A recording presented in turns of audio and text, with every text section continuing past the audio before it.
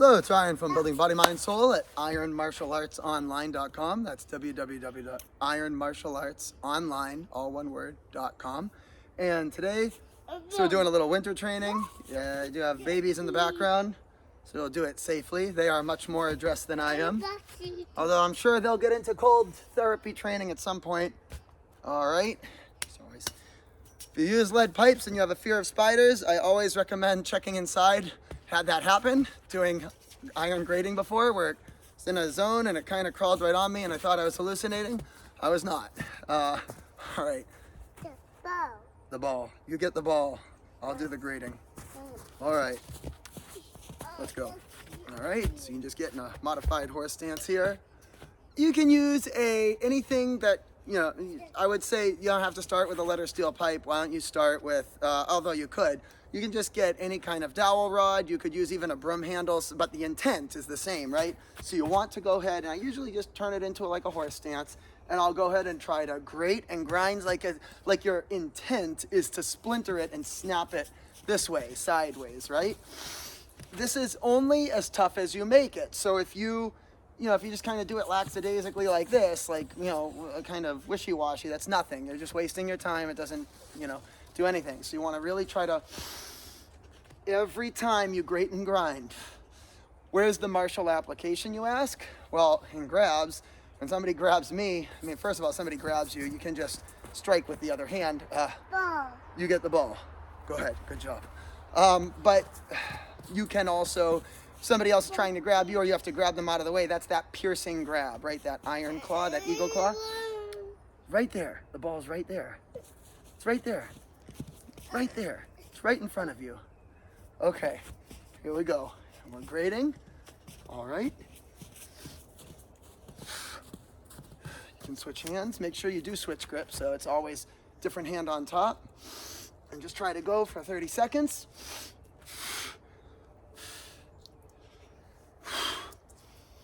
Remember your intent. Splinter it, splinter, splinter.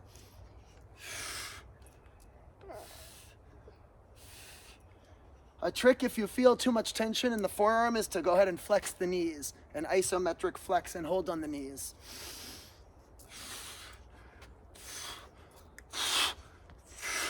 You should be shaking. Good. All right. And from here. Watch out for the snow. Dowel rod. Actually, before that, let's go ahead and do forearm on your tree. So if this is a tree, you should pad it, or you will break your forearm. Or you can use a real tree, like an oak tree or something, with no padding, but I would recommend going only like 10 or 20%. So if you're going like pretty, against a real tree bark, right, you're gonna go gentle so you don't break your forearm. All right.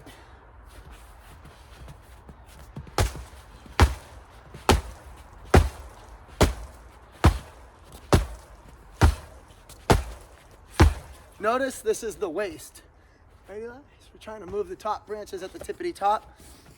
You can't see, but trust me, they're moving. Okay.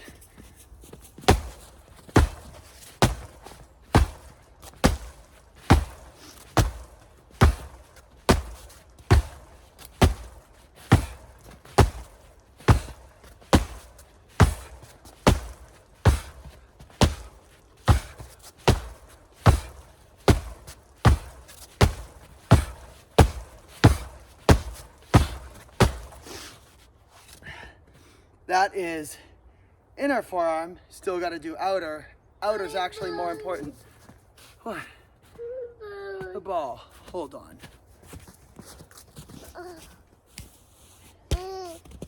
The ball. Every boy needs his ball. Interchange now with knife hand. Shudo. Thumbs glued. Right here. Watch out for that little bone in the inner wrist. You will cry. I've done it. Okay. In front of the tree. Obviously, same thing. I will try to go 100% with padding. Probably would not do a full 100% on real tree until years down the road, right?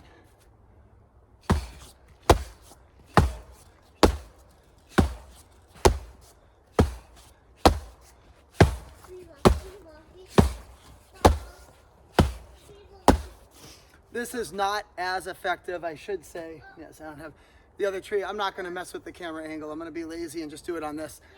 Basically, it is much more effective per surface area inch here on a real tree going softer than doing pads. But for sake of filming purposes, we'll do that.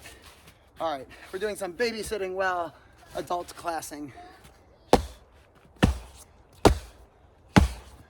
Turn the waist.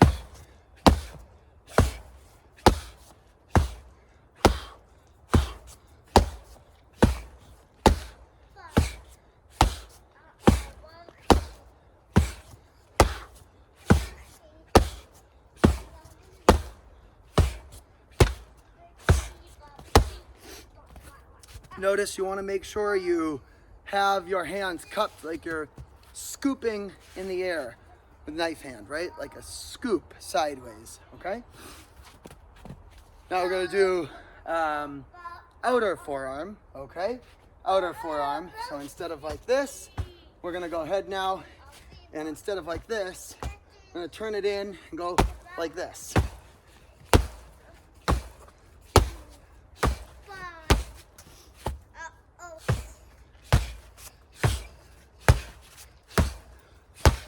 Use the torque of the waist to go ahead and really snap that thrust.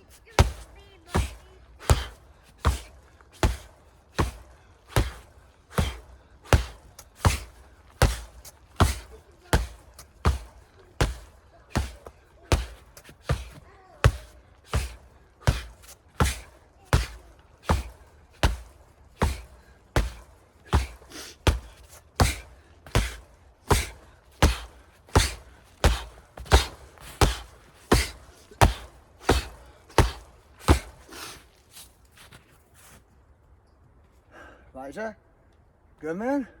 Come back over. Kids, dowel rod, arms out, shoulders. So you have fingertip method. All right, start with fingertip method actually. Get your footing if you're in snow. Turtleneck muscles, extend. That's the secret to not caving in martial arts. The moment another fighter gets you in like this and you go from here, other than maybe some finger gouge or something, you're pretty much screwed, right? Once you're in like this, you can try a little, like a little rabbit elbow, but no, it's not good. You need to not cave.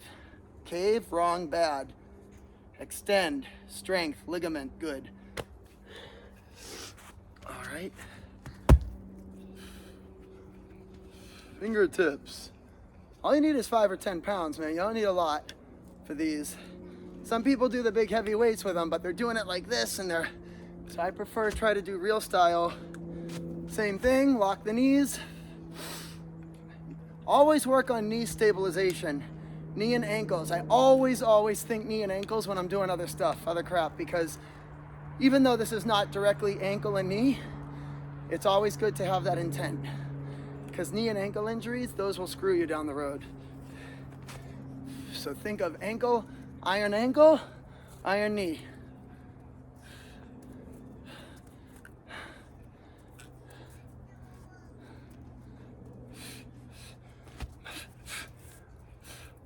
Control down.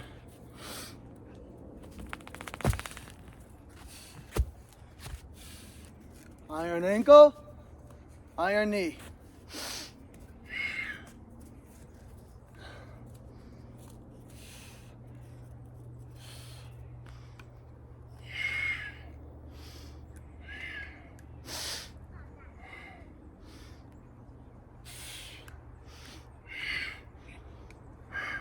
Elijah. Anything worse than fingertip dowel rod horse stance is fingertip dowel rod horse stance. Keeping an eye on toddlers.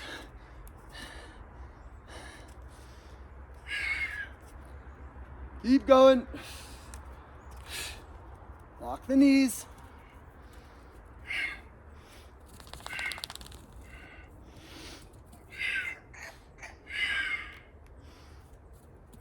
So if you don't have this, all you do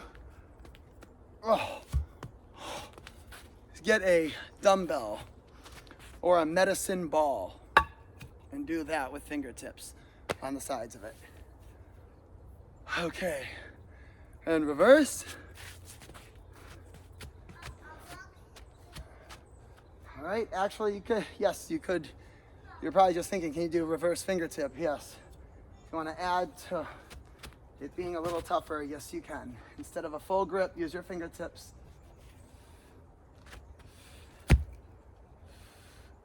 Ow. Okay. Good.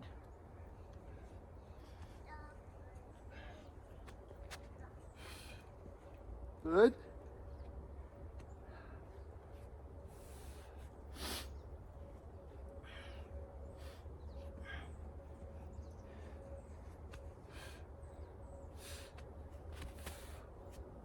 Lock those knees.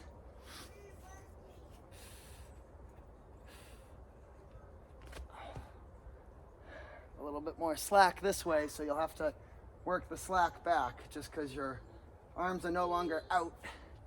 Oh, that is brutal, huh?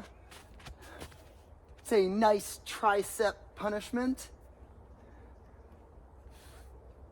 especially with the fingertips.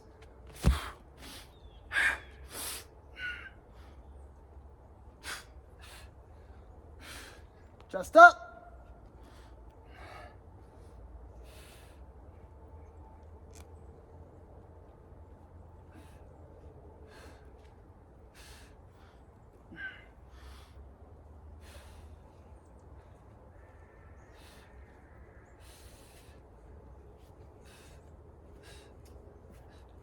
Oh, enough of that. All right. Iron palm heel. Elijah, over here, bud. Back this way. This way. Come on. Here you go, bud. All right, ready? On the tree. Same thing. If you have pads, you can throw it full. If it's not padded, don't break your palm heel. Just throw it like 50%. All right?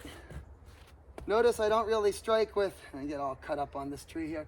I don't really do the full strike with the, remember the first one, it's not really, as you get efficient, it was never meant to be 1, 2. That's wrong. In real street hand-to-hand combat martial art, it's 1. It's not 1, 2. It's like 1. That's where the finger strikes came in. People realized if you lose the 1 and a bigger, stronger, faster guy gets in on you and you lose it on the jab and you get collapsed or caught on your jab before you can go ahead and fire off this. So it's like 1, so if it's like boom, boom, and I go collapse, I don't get off the 2 all the way, you're screwed. So you never lose the 2. So to do that, the way around that strategy is just to think of it instead of it's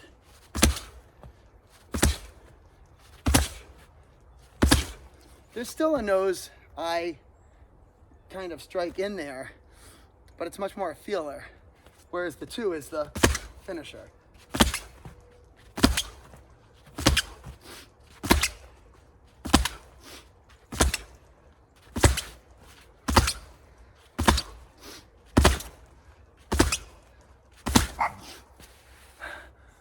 My dog does not like the squeakiness of this tree when I do this. Back over here, buddy. Switch. Hands up.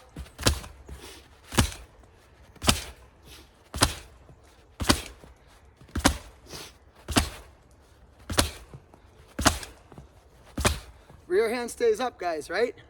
Always, always. Never drop that hand. That's your lifeline. Never do this. That would be suicide. Always. That's your face mask. It'll never be 100% covering everything. It'll cover 80% of knockout. And the rest, you know, the outlier, you might get grazed, you might get cut up, but you won't get knocked out.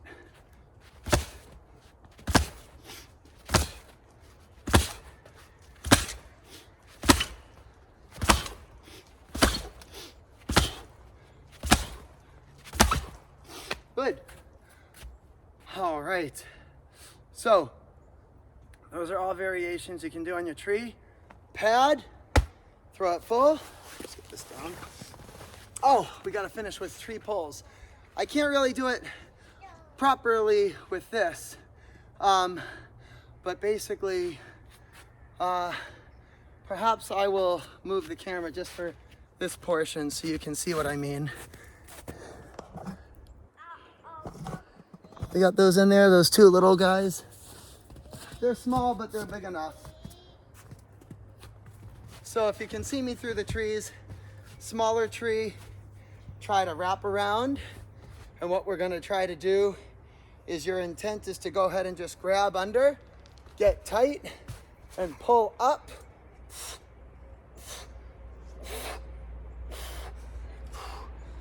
If this tree actually Y's out, so if it Y's out, well, you can do it without getting all cut up. Try to hold it on the Y, pull up, or rather, try to press up.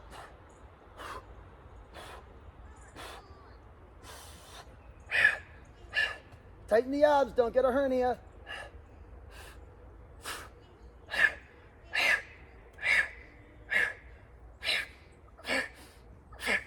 Oh, do 10 sets of those. That's brutal. You should see stars. That's good. I mean, don't like pass out and get hurt, but you know what I mean. Okay? Drop it. All right, again. Lock the ankle. Lock the knees. Butt out. Wrap around and lift.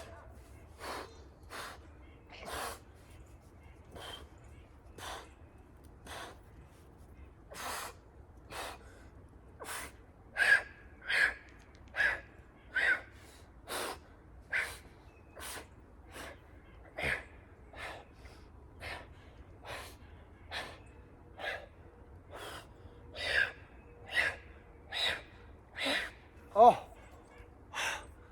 see why the monks were so ripped, right? Oh my goodness. See stars, good. You're doing your job. Breathe in deep.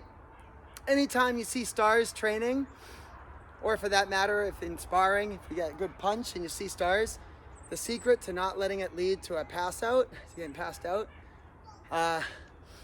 obviously, if you see stars or you're training, go see a medical provider. But in the moment, close your eyes, get to the ground so you don't fall. Because when you do really heavy presses, like you don't want to fall, you don't want to get hurt, let your knees go, get to the ground so you're safe, so you don't fall and hit your head. I close my eyes when I see stars, and that way I control my breath, and then I recalibrate, right? But of course, if that's happening, see your medical provider. Make sure you don't have a weird cardiomyopathy or something. See, the medical side clicks back in. All right, ready? One more time. Butt out, knees locked. Elijah, right there, bud. Last one, okay? All right, low. Lock the knees. Hug tight.